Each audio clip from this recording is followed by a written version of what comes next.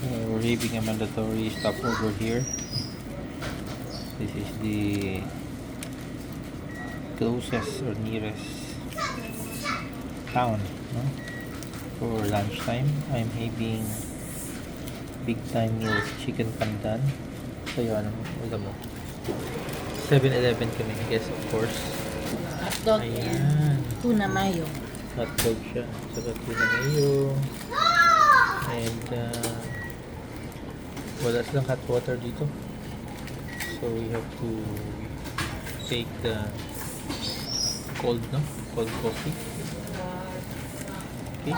So yung sasakyan is parked outside here. Sa area na to. So we're reaching mga 900 kilometers pa na travel. And kain. Parang branch na rin to. This is branch. The area is 7-Eleven store. Convenience. You want convenience. Wala kang makainan. Walang kainin. We're looking for a resto kanina. Leaving Katiklan. But since wala kami mahinahanap, ang dami mga choices. I think this is the second one, 7-Eleven. No?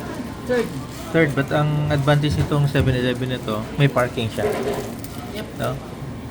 Yung the rest of the 7-Eleven walang parking along the busy thoroughfare, so very important yung parking for those of you bringing yung ano ba itong ulam? Okay, bukas nito man.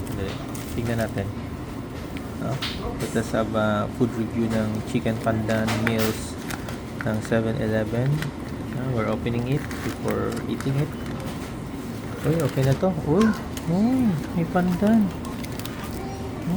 Looks delicious. Sige, kain muna kami. No? Ito yung pandan, yung kanya, yung dahon nakapalibot sa chicken.